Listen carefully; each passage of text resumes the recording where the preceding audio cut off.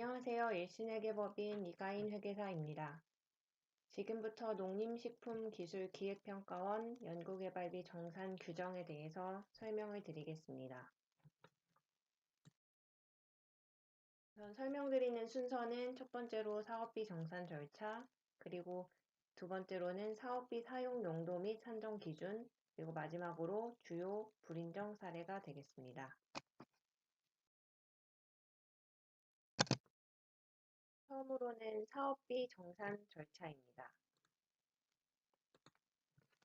우선 두 번째로 사업비 사용 용도 및 산정 기준에 대해서 말씀드리겠습니다. 우선 정산 시 유의사항에 대해 정리해 보았습니다. 저희가 정산을 하다 보면 수행기간에서 주로 하는 실수를 2페이지에 걸쳐서 요약해 보았습니다. 규정에 보시면 간접비, 연구활동비, 연구수당에 대해서 각각 한도가 정해져 있습니다. 이 표에 표시되어 있는 각 항목별 각종 한도를 준수하고 있는지 그래서 우선적으로는 꼭 확인을 해보셔야 됩니다. 그리고 두 번째로는 인건비 전용 여부 확인입니다. 중소기업 신규 채용 연구원의 현금 인건비의 경우 원래 계획보다 감액하거나 다른 비목으로 사용한다면 회수됩니다. 혹시라도 모르고 변경하실 수 있기 때문에 이 점을 강조드리고 신규 채용 인력이 변경될 경우도 승인이 필요하다는 점을 함께 기억해 주시기 바라겠습니다.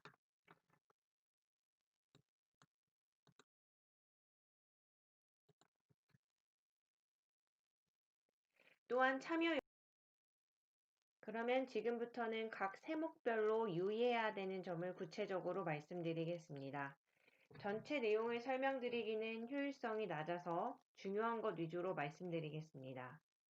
첫 번째로 인건비는 내부 인건비, 외부 인건비, 그리고 학생 인건비로 구분되어 있습니다.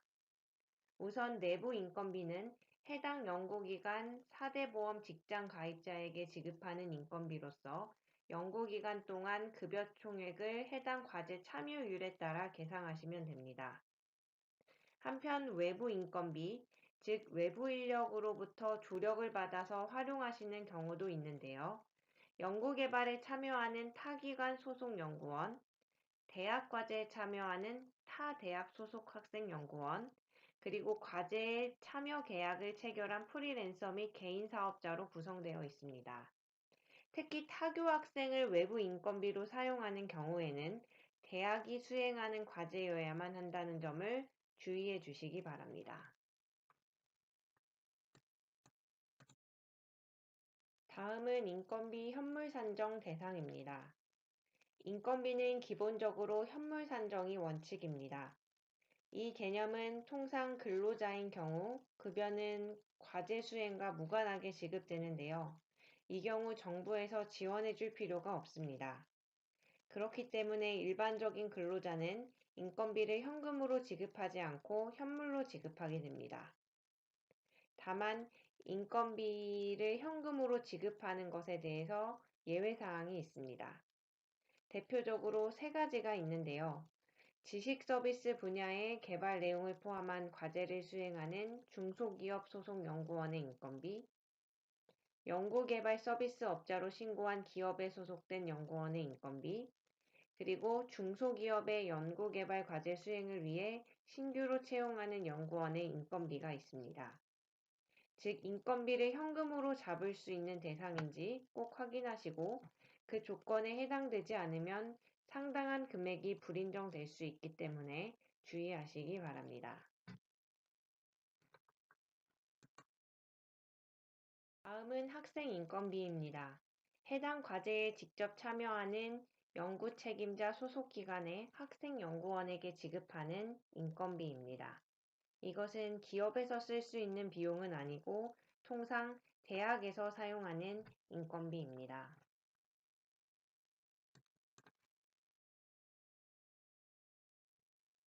다음은 연구시설 장비 및 재료비입니다. 2020년에 규정이 개정되면서 재료비가 별도 세목으로 분리되었으나 같이 포함해서 설명드리겠습니다. 우선 연구시설 장비의 경우 최종 연도라면 종료 2개월 전까지 납품이 완료되어야 합니다. 사업비는 사업 종료일까지 입고 납품되어야 한다고 말씀드린 것에 더하여 연구시설 장비의 경우 최종 연도라면 종료 2개월까지 납품되어야 한다는 점을 주의해 주시면 됩니다. 그리고 범용성 장비는 영리기관의 경우 협상 시 사업계획서에 명시한 경우에 한해 인정이 가능하고 비영리기관의 PC는 협약 시에 사업계획서에 명시되어 있지 않더라도 자체 규정의 구매 절차를 통해서 집행이 인정될 수 있습니다. 그리고 마찬가지로 범용성 소프트웨어나 컴퓨터 구동 프로그램, 사무 처리용 소프트웨어 바이러스 백신도 협약 시 사업 계획서에 명시한 경우에 한해서 인정이 가능합니다.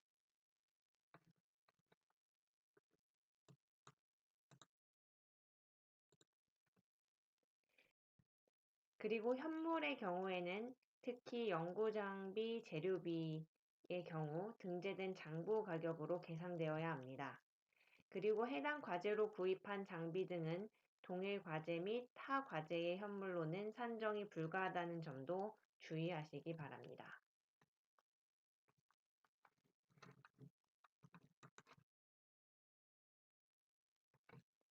다음으로는 연구활동비입니다.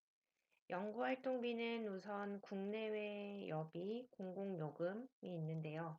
여기에서 특히 주의하셔야 할 점은 일반적인 공공요금을 사용할 수 있는 것은 아니고 과제와 관련된 공공요금을 사용할 수 있다라는 점을 주의해 주시면 됩니다. 그리고 여비 같은 경우에는 수행기간 자체 기준이 있는 경우 자체 기준 단가를 적용해 주시면 되고 공무원인 경우에는 공무원 여비 규정을 적용하시면 됩니다.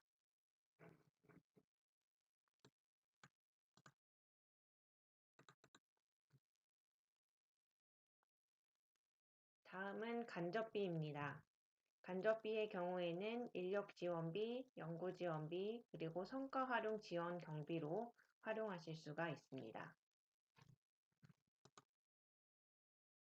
다음은 사업비 2월 기준입니다.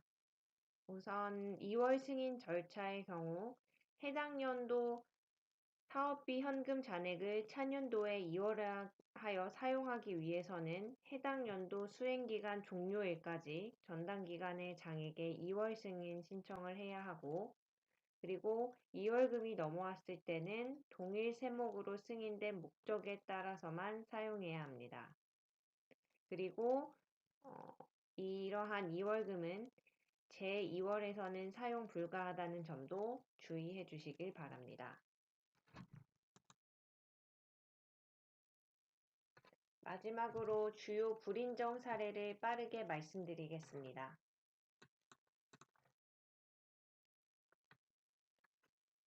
공통적으로는 연구 그리고 인건비의 경우에는 참여연구원 변경을 보고하지 않고 지급하거나 참여연구원 이외 지원 인력 인건비를 집행하면 인정되지 않습니다.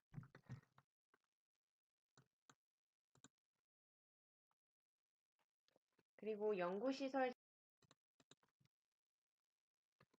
그리고 다음으로는 연구활동비입니다. 기본적으로 수행기간의 여비 규정 외에 과제 수행을 위해 별도의 국외 여비 규정을 제정하여 지급한 금액, 그리고 출장 결과 보고서가 없는 국외 여비, 그리고 협약 시 사업 계획서상에 반영되지 않은 공공요금 등은 주요하게 불인정되는 사례입니다. 좀 전에 제가 수행기간 간의 상호거래는 인정되지 않는다고 말씀드렸습니다. 다만 예외적인 항목이 하나 있습니다. 시험 분석료인데요. 분석 기관에서 인정하는 시험 분석 결과서를 발급하는 비영리 기관에 지급된 시험 분석료는 예외적으로 인정이 됩니다. 또한 비영리 기관에 한하여 자체 장비 및 연구시설을 이용하여 분석 기관에서 인정하는 시험 분석 결과서를 발행하는 경우 시험 분석료를 자체 사업비 내에서 기간 흡수하는 경우에는 인정이 됩니다.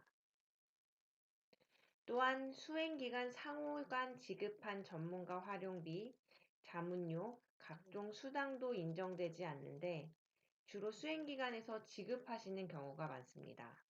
그래서 저희가 확인을 해보면 규정의 비영리기관이기 때문에 최소 단위 부서 직원만 아니면 가능한 것이 아닌지라고 말씀을 하십니다. 그런데 특정 비영리기관의 기관 내 타부서 인력에게 주는 경우에는 인정이 가능하지만 그 규정이 수행기간까지도 확대되는 것은 아닙니다. 즉 서울대 연세대가 주간기관 협동기관으로 각각 참여하고 있다고 할 때 연세대 내에서 다른 연구실에 지급하는 것은 가능하지만 서울대에서 연세대에 지급하는 것은 불가능하다는 점을 주의해 주시기 바랍니다.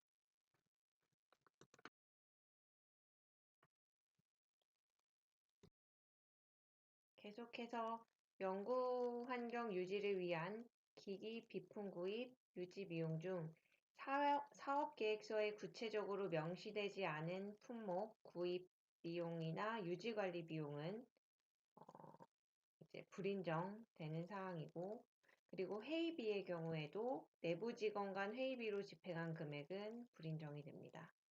다만 한 가지 기억하셔야 될 점은 참여기간 A, 참여기간 B가 있을 때 그 참여기간 간에 사용한 회의비는 인정이 됩니다. 그리고 식대의 경우 야근 식대는 가능한 반면에 참여 연구원끼리 드시는 점심 식대는 인정이 되지 않습니다. 그리고 야근 식대의 경우에도 초과 근무 내역을 확인할 수 있는 야근 대장이 구비되어야 인정이 된다는 점을 주의하시기 바랍니다.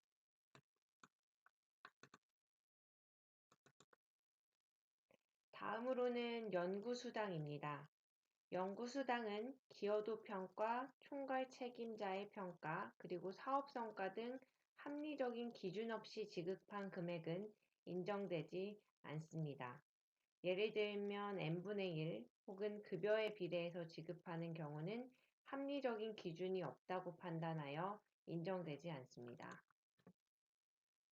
그리고 실집행인건비, 즉 예산인건비가 아닌 실집행인건비의 20%를 초과하여 연구수당을 지급한 경우에도 불인정됩니다. 그리고 개인별 연구수당도 한도가 있다는 점, 즉 총 연구수당의 70% 이내로 지급되어야 한다는 점도 주의하시기 바랍니다.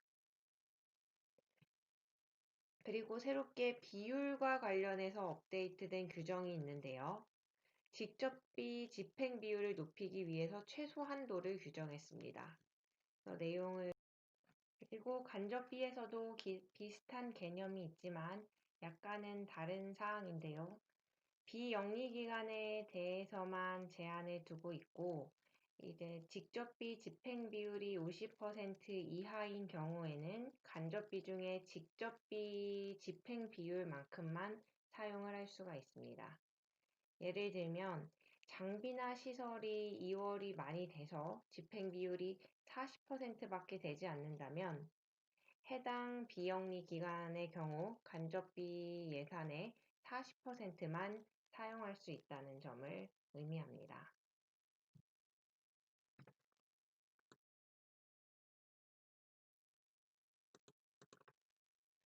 그래서 지금까지의 설명은 마쳤고요. 동영상 설명이 충분했는지는 모르겠지만 규정을 잘 살펴보시고 혹시라도 궁금한 점이 있으시면 일신에게 법인으로 연락 주시면 감사드리겠습니다. 그러면 이상으로 설명을 마치도록 하겠습니다. 감사합니다.